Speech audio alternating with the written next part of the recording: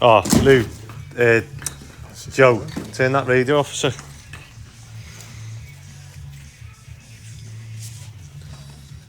Thursday morning, isn't it? It's not good when you have to ask, is it? Forgetting days. Thursday morning, and we're on the student job, and issue, as always. So what's happening is the power keeps tripping at the board, but it's the MCB that keeps tripping. And what we've done is, I showed them that. So this will tell you when, obviously, there's continuity. We don't want continuity between live and neutral. So you can see we have got it. And I've disconnected it from the mixer. So this should be two separate cables, live and neutral. However, they're beeping to say that they're touching. So somewhere along this, obviously, lead, we've got some sort of insulation split where they're touching each other. Yeah, you might as well we'll have to put a new one in here, won't we? Just join the wires in there so we can keep them. I can put... Yeah, we'll just wiggle them in there, you mean? Yeah, do that. Pull the live out as well. So somewhere along this cable, these are touching. I was hoping it could be like right near the end, but it doesn't look like it is. So, yeah, as you're doing that, I'll put this on. And we'll see if it stops. So you need 5 hands to do this and film. Hold on, I think we've stopped now. Right, so I haven't got any flex on my van, but what we've done is we've shortened this one now. And if I put that down and Dave, hold this. That's filling, you don't need you. And if I test that now, so obviously we don't want to beep between these two because it means that, there we go.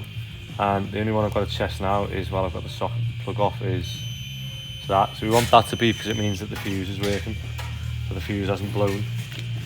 So that would tell me, what would that tell you?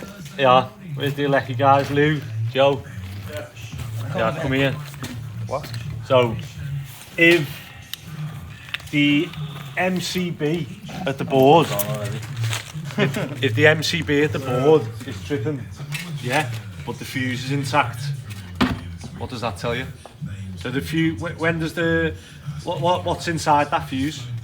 I've got some hollow fuses where you can see it. So what's inside the fuse? Fuse guts. You don't know what's inside the fuse? I'm not a lucky guy. But just generally, you don't know do you know what's inside the fuse? It's a skinny wire. Or just one wire? It's just a wire. So obviously if I take that out, So that wire pops easy. It pops easier then, yeah. so if the wire's gonna pop anywhere, It's going to be there. it's going to be there. So, if there's an overload, if there's a problem with the mixer or the cable, that will blow before Cable does, yeah. before shutting inside the mixer. Yeah. So basically we had that's still intact. I hate doing this. I need 3 hands. So when that beeps, it means that fuse is still intact, because all that beeps is to tell you that there's that wire's joined to that wire. Yeah. So if we were to do that and it didn't beep, what would it mean? Wires. The wire's melted Yeah. in here. We'd have to swap the fuse. So when we'd done it, I was getting that between live and neutral. Obviously this side of the fuse. Yeah. Do you know what I mean? So that was telling us that somewhere It's touching somewhere. along here it was touching, yeah. So what we've done is stripped it back, and as we were pulling it back, I was testing it, and we got like that far and it went off. So somewhere along these cables there's a split or somewhere where they were touching. There is, no? There's cables in that brown one. But anyway, stop now. So hopefully plug this in. Is that extension lead in? No. Just plug that one in as well. We'll try this mixer. Fingers crossed. We've got a shorter lead on the mixer now.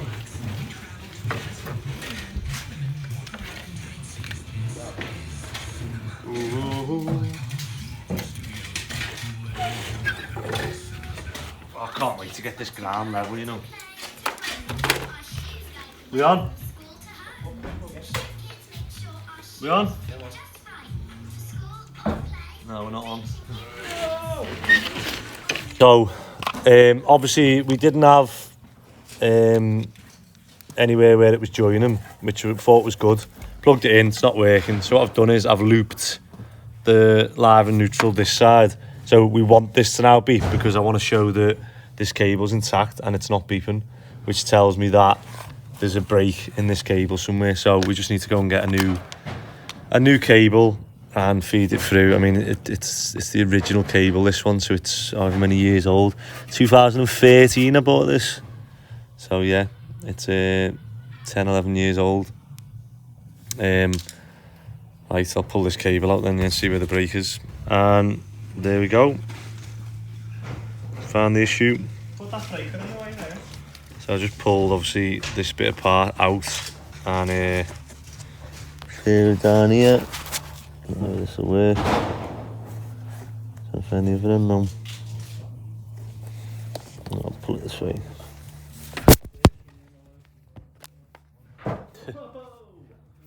So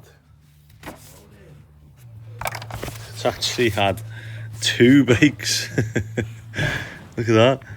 This side, that side, and both sides. So there's a bit in the middle that it was it looks like it's just been stretched and then obviously damaged, and then it's blown the thing. So it was actually, there's a piece of cable in the middle of this now that it's had 2 breaks on it.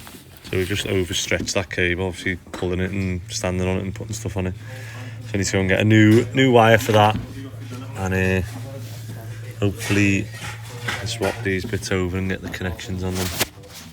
Oh, right, so I have put well, apparently one of the other extension leads broke, so we had the wire off it. So I've took the wire off that, and 3, 2, 1, please turn. Hey! So it's just where we're pulling the wire and it's stretching. I got that. I wasn't waiting for that. So end of the day we want water main in, dug in, covered in pea gravel, the gas main in, covered in pea gravel, and then we want everything out of here now.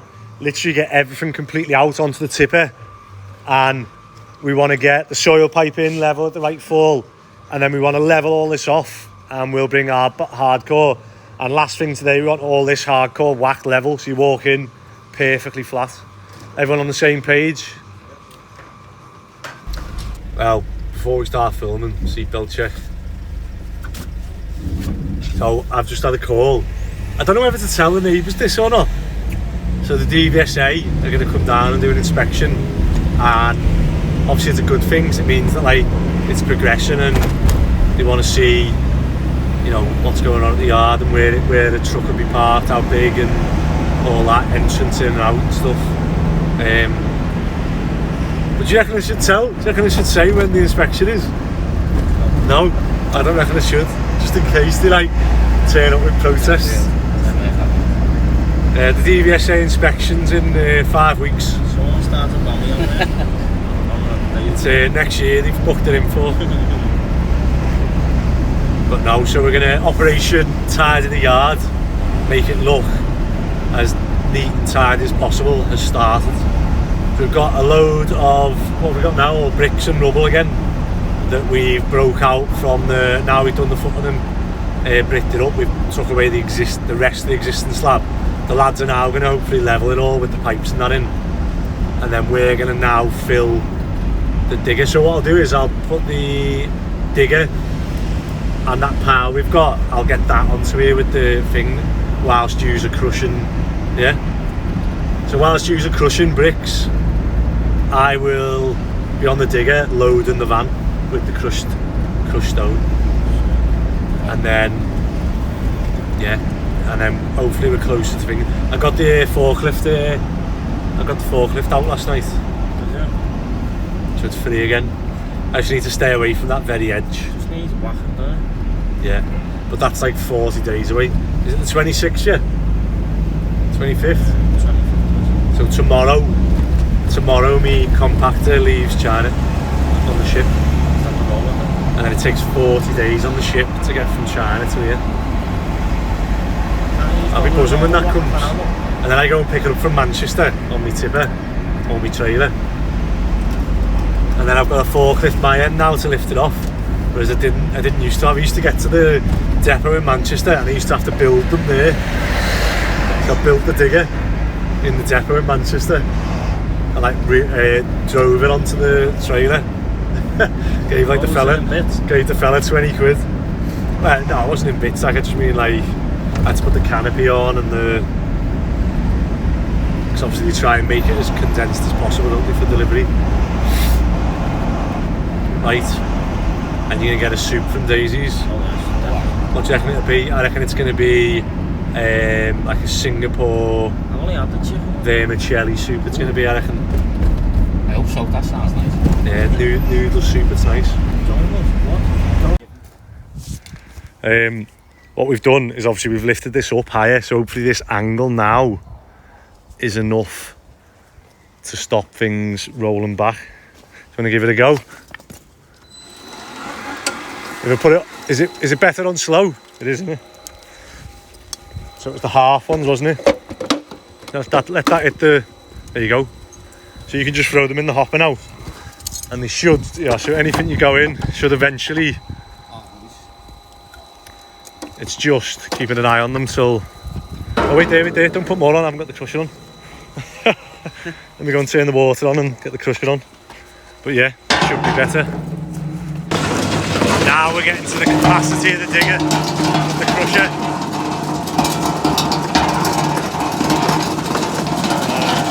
Let's see if it can handle it.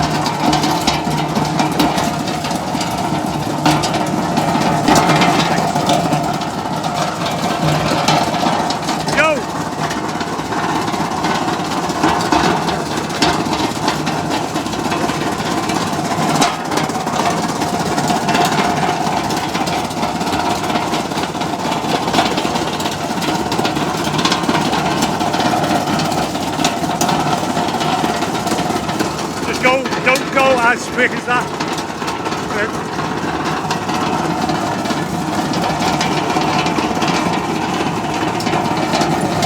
So we've got a system now where obviously they're going onto the crusher, coming out, and then I'm just loading it onto the tipper. So we'll see what we've got there. What we're going to do is just drive forward now and slam on, and obviously spread this out to the front. Seatbelt check.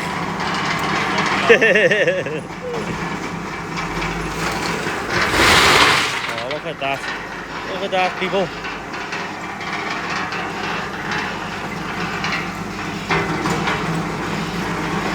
How long would that take to speed? Long time, man. Long time. Right, let's go through it again. Right, there's an emergency. I'll just shut everything off. I'll just stop the shifter. Well, press the red one on the thingy, not that one, though. Yeah, go through it. Right, I'll just stop the shifter. I'll just stop the conveyor. The crusher, sorry. I'll just stop the shaker deck. Sound. So, how do you now turn it back on? Oh, stop breaking me box. I was watching the other day. So it comes up and turns, look on the inside. It just turns like a little thing, and then I've got a key for it. So, I'll just start it. Press start. So it's got power, but then that powers this box. So this box is what controls how much it shakes. So what you do, you see it's got 50 on it. Maximum shakage. Press 50, you press green button. But what sometimes, right, I'll stop it, because what happens is sometimes when you first turn it on, you'll have to press the green one twice. Anyway, and then obviously that one is just start, stop, yeah. But when you do this one, you'll press start. Yeah, so it's done it now, look, so goes on to that, you press green, and when the numbers start going up is when it starts to shake, and it'll work its way up to 50, yeah. But sometimes you might have to press the green button twice. So when you press it, if it's flashing 50, you only got to press it once. If it says like LC or something else, you press green, it'll say 50, and then you press green again. Yeah? Sounds? Who are we missing on this one? Tom? Gone for lunch. So what we've back on the student job, so I've just brought a tipper for hardcore so that we can start hardcoring this up to the level we need. What we've sort of figured out is, if I show you the plans now here, that you'll see we've got a window there and a door here, and it leaves this tiny pillar. Now this pillar's actually going to take the point load of the double story side extension, and I'm not sure if the dormer loft goes into that as well, but obviously I just noticed it and said to the guys doing the drawings that, you know, we'd be better swapping it, putting the door there, because it's 900 exactly, which is what we'd normally do for the door, and then leaving this as a full wall to spread the load. And then obviously there's a window there, and you've got a skylight above this bit, so that would be perfect. And then just to check that, from what the building inspector said that I was confused about the other day, spoke to a local structure engineer. I'll put their details here, because if anyone is looking for a structural engineer, I spoke to loads of different ones, and some of them can be a bit funny, a bit, you know, not willing to work with you, just want to stick by the book and don't do any deviations from, you know, like in electrics, I get to do some sort of calculations to figure out, well, like, not everything's going to be on in terms of a house, and you get some sort of deviation to say, well, you know, a wiring or something will be fine, because not every single socket and every single light and every single oven, everything's on at the same time. So the same with structural things. So I just obviously sent him all the details of this development, and he just said that's absolutely fine. He said the span between that and that is less than 9 meters, so it doesn't need a goalpost. He's never even heard of anyone putting a goalpost in underneath the ridge to take the chimney stacks out, which is good, because I thought I was going mad. And then he said that we do not need a goalpost here, because that pillar, with it being a row of terraces, he said if it was a detached house, 100% he'd have a goalpost there, or if it was the end of a semi-detached. And he said this side's absolutely huge. It's got this spread loads of it, so that's fine as well. Right, Gary's just ringing me now about the plans. Hi mate, you okay? Hi mate. Yeah. I can't even, like, you just can't see it. I'm gonna have to do it on my phone with the flash. But basically they've got a big crack here that you can fit your hand down, and it's because the back of the house here has subsided. So as I walk in this room now, that's gone down. To be honest, that's gone down quite a bit, you know. Probably needs a bit more of a...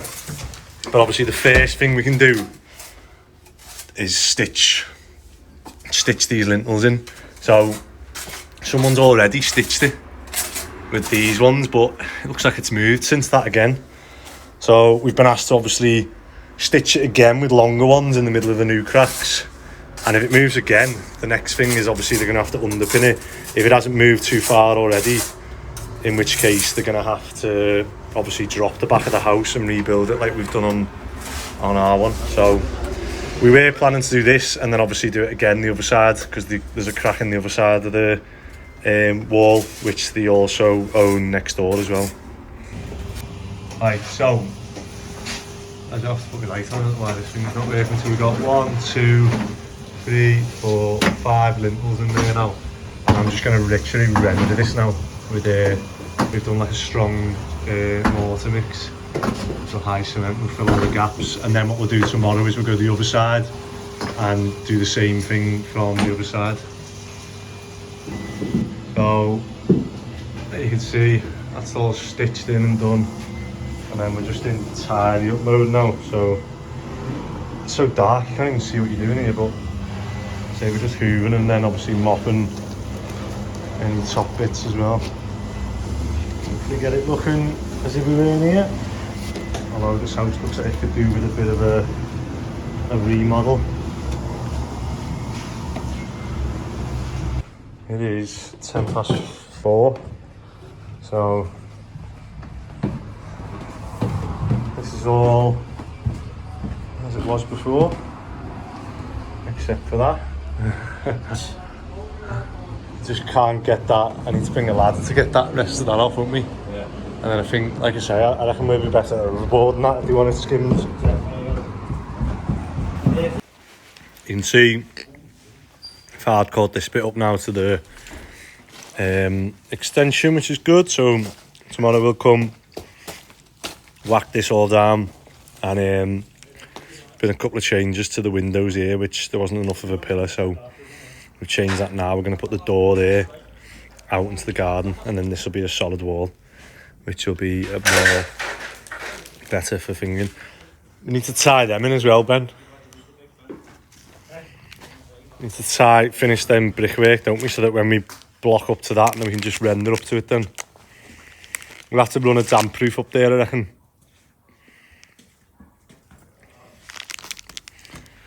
Right, that is it for another day. Thursday. Oh, it's not. Still got to carry stuff in. Right, better go and help the lads. So it's 5 o'clock. Just on the way to a call out, which is the other side of the water for one of my mates. And it is a rat has chewed through the flexi on the soil pipe at the back of the toilet, and I've been told that they do that because obviously as they're going through the pipes everything's pitch black and the flexis allow a bit of light through, so they see it as light and think, right, I can get through that. And they've had another plumber go out who's swapped the flexi for another flexi, and it's just come through the next day and chewed it again. So they can fit a anti-vermin, it's like a flap that only allows one way, so it only allows water out and doesn't allow anything in. But I mean, I look at it and think, if I was a rat, I'd just wait for some water to come out and then go in. But yeah, apparently they do work, so maybe they need to look at fitting one of them in the access chamber outside. And I've just bought an elbow and some rigid. He sent me a picture and a video of it, so I bought basically rigid pipe and a rigid pan connector, which won't let the same light through as a flexi and isn't as easy to get through really. But so we're going to swap that now, and then say we finished on the shooting job now. One idea I've had is just so that I'm less likely to end up in these scenarios where I'm looking around thinking no one can do anything. No one, like literally no one who works for me now can do the jobs that we need doing. It's just down to me to do them all. Similar to what I do with the electrics, where every year I have to continually get better. So I've signed up to do my solar panel course, because obviously I'm looking at maybe doing them on the yard as well. So every year, to be with the NIC, EIC, you don't just have to remain the same, you have to continuously get better. So you have to be continually showing how you're learning either new regs, or like, you mean you have to learn new regs, or like new skills within electrics. So I thought, let's transfer that to our company, and every month now I'm going to put on the Connect Team app and I'm going to do a review, and I'm going to say to the lads, right, I'm going to put a tick list, and I'm going to say I'll go through stuff that I believe would help them. So I'll put through like courses, and it'll be like, what have you done this month to better yourself, to make you more valuable to yourself and the company? like if the company, so what they don't realise, like it's not just about me and the company, it's about them. Like if my company closes down tomorrow, they need to be able to go out and get a job, and if they've got these other skills, strings to the bow as I call it, they can obviously more likely to go and get another job, or they're more likely to succeed in life and, you know, earn more money. So every month I'm going to do a list of either qualifications, training. So the list that we do now off the top of my head would be the 18th edition, so they're legally allowed to, you know, do electrics and work on them and understand them. That's like the minimum you'd have to do first. Next would be scaffolding course. Then obviously you've got bricklaying, plastering. I mean, these are all ones that like they can learn with us. It's more like the other ones that I'm interested in. This one, Neil. It's more the other bits that I'm interested in.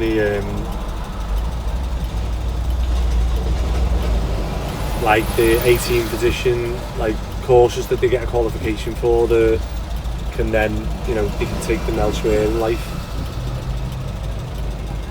Oh, so yeah, every month I'm going to do that. I'm going to say to them, look, you're not getting paid on the Friday that month until you've completed this form.